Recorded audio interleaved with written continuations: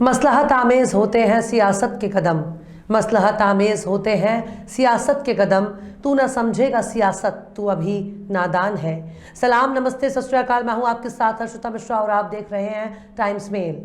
फ़लस्तीन एक ऐसा नाम और एक ऐसा इलाका जिसे पैगंबरों का शहर कहा जाता है।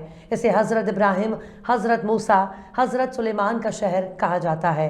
कुरान में जितने भी पैगंबरों का जिक्र हुआ है उनमें से ज़्यादातर पैगंबरों का ताल्लुक फ़लस्तीन से है।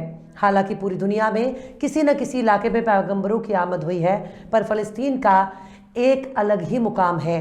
यहूदी हज़रत ईसा को पैगंबर नहीं मानते, जबकि उनका ताल्लुक भी बनी इसराइल से है। हज़रत ईसा भी इजरायली नबी हैं, लेकिन यहूदी खुद को बनी इजरायली तो कहते हैं, लेकिन हज़रत ईसा को पैगंबर नहीं मानते। ईसाई और यहूदियों में सैकड़ों साल से ये विवाद बना हुआ है, जबकि मुसलमान तमाम नबियों पर अपना अकीदा रखते हैं। मुसलमान हज़रत ईसा को अपना पैगंबर मानते हैं, पर फ़लस्तीन पर तीनों ही मज़हब के लोग अपना अपना दावा करते हैं। आज के वक्त में ये विवाद इस हद तक बढ़ चुका है कि दुनिया के कई देश आमने सामने खड़े हैं। अमेरिका और पश्चिमी देश इसराइल को बच्चे की तरह मानते हैं, बल्कि ये कहना गलत नहीं होगा, पश्चिमी देशों ने ही फ़लस्तीन की ज़मीन पर इसराइल को बसाया। अगर अमेरिका ने इसराइल से हाथ हटा लिया तो सबको पता है कि इसराइल का अपना कोई वजूद नहीं है, पर पश्चिमी देशों के लिए इसराइल एक ऐसा हथियार है जिसके ज़रिए अरब देशों तक अपनी पहुंच बनाई जा सकती है। लेकिन इसराइल में नेतन्याहू के प्रधानमंत्री बनने के बाद फ़लस्तीन का मुद्दा गहराता जा रहा है, क्योंकि इसराइल के रक्षा मंत्री ने फ़लस्तीन में मुसलमानों की सबसे पवित्र इसराइल यानी मस्जिद अल अक्सा का दौरा किया है, जिसके बाद दुनिया भर के मुसलमान गुस्से से भरे हुए हैं। और तो और तमाम मुस्लिम देशों में गुस्सा देखने को मिल रहा है। दरअसल इजराइल के राष्ट्रीय सुरक्षा मंत्री और कट्टर धार्मिक यहूदी नेता इतमार बेन गिबर ने मंगलवार को जेरूशलम में अल अक्सा मस्जिद के कैंपस का दौरा किया, जिसकी तस्वीरें सामने आने के बाद तमाम मुस्लिम देशों में हंगामा मच गया है।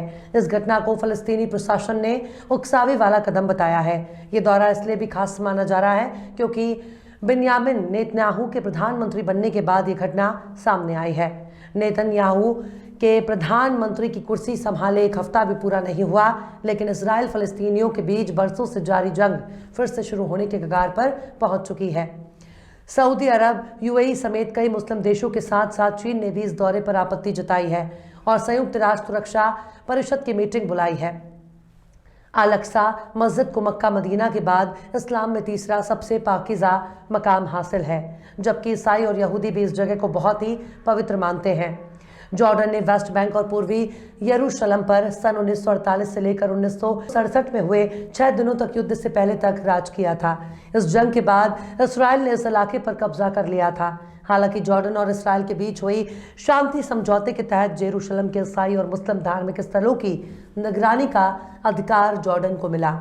यहूदी मस्जिद परिसर में जा सकते हैं, लेकिन उनके प्रार्थना करने पर रोक है। इसलिए इतमार बेन गिबीर के इस दौरे को फ़लस्तीनी स्टेटस बदलने के तौर पर देख रहे हैं। इसराइली मंत्री इतमार बेन गिबर सिक्योरिटी से घिरे दोस्त के साथ इस कैंपस में पहुंचे थे।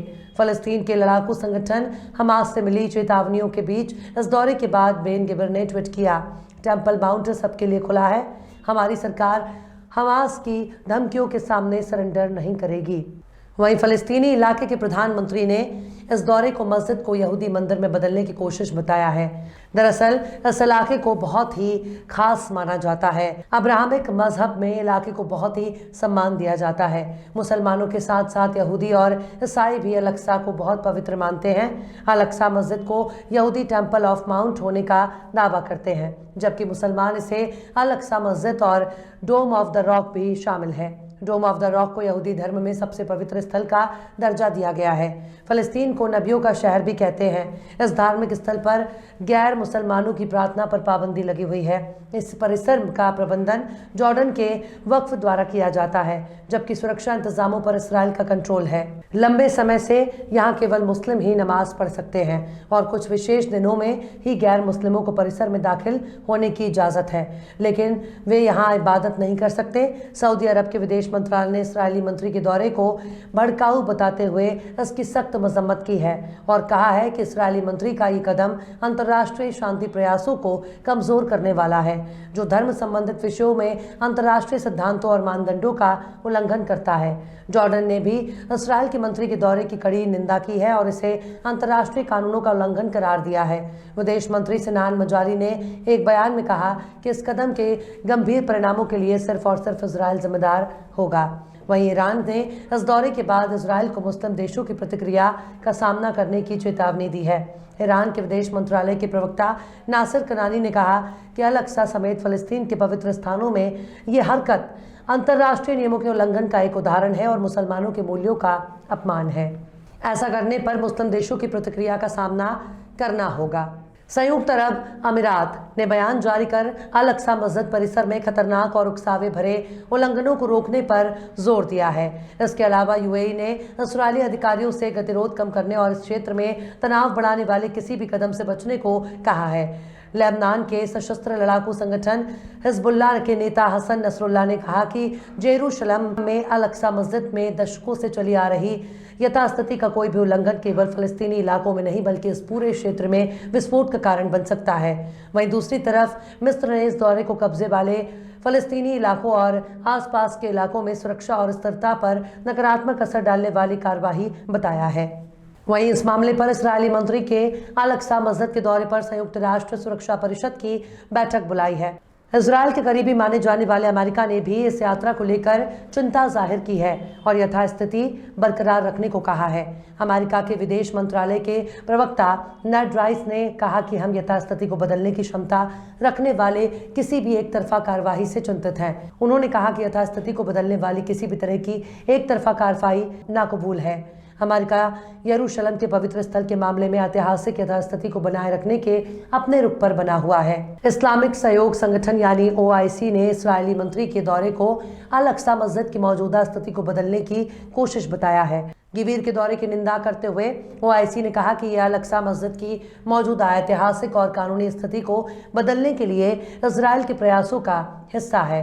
ये मुसलमानों की भावनाओं को उकसाने के लिए किया गया है और अंतर्राष्ट्रीय कानूनों का उल्लंघन करता है। फलस्तीन के अतिवादी गुट हमास ने इतमार बेन गिवीर के दौरे से पहले ही चेतावनी दी थी कि इस तरह की कार्रवाई लाल लकीर पार करने के समान होगी। गाबिर ओज़मा यहूदियत यानी यहूदी शक्ति पार्टी के नेता हैं। गाबिर लंबे समय से ये कहते आ रहे हैं कि वो इस पवित्र स्थल के नियमों को बदलना चाहते हैं ताकि यहूदियों को भी यहाँ प्रार्थना करने का अधिकार मिले। गाबिर ने अपने दौरे पर यहाँ प्रार्थना की या नहीं इस बारे में कोई जानकारी नहीं मिली है। दौरे के बाद बेन गिवीर ने ट्वीट किया, टेम्पल माउंट सबके लिए खुला है और अगर हमास सोचता है कि वो मुझे डरा देगा तो उन्हें समझ जाना चाहिए कि अब समय बदल चुका है। हम ऐसी सरकार है जो हमास की धमकियों के आगे आत्मसमर्पण नहीं करती। टेम्पल माउंट इस्राएल के लोगों के लिए सबसे महत्वपूर्ण स्थल है। हम मुसलमानों और ईसाइयों के प्रार्थना की आज़ादी को मानते हैं, लेकिन यहूदियों को भी उस जगह जाने का हक है।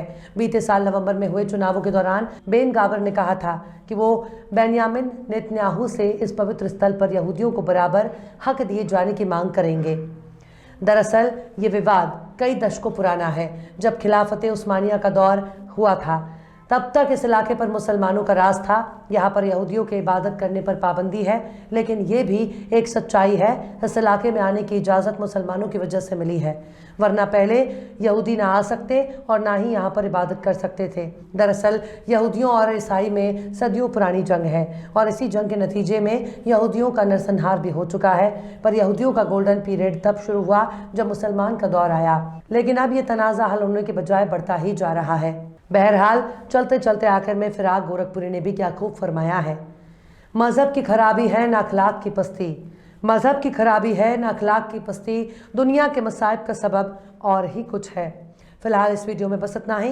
ये वीडियो आपको कैसा लगा कमेंट बॉक्स में ज़रूर बताइएगा। वीडियो पसंद आए तो लाइक करें। हमारे वीडियो लिंक को फेसबुक, ट्विटर, व्हाट्सएप पर अपने रिश्तेदार यार दोस्तों को भी शेयर करें और बेबाक, निष्पक्ष, स्वतंत्र पत्रकारिता को सपोर्ट करने के लिए आप हमारे चैनल टाइम्स मेल को ज़रूर से सब्सक्राइब करें और हाँ, बेल आइकन की घंटी वाली बटन भी आप ज़रूर से दबा दें ताकि आपको हमारे आने वाले नए वीडियो की नोटिफिकेशन फ़ौरन ही मिल जाए। फिर मिलते हैं किसी और वीडियो में एक नई खबर के साथ। हर्षिता मिश्रा को दीजिए इजाज़त। जय हिंद। तो देख लिया आपने हमारे इस वीडियो को। हमें उम्मीद है कि आपने हमारे वीडियो को लाइक किया होगा और दूसरों को भी शेयर किया होगा। अगर अभी तक आपने हमारे चैनल टाइम्स मेल को सब्सक्राइब नहीं किया है तो जल्दी से सब्सक्राइब कर दें और बेल आइकन भी प्रेस कर दें।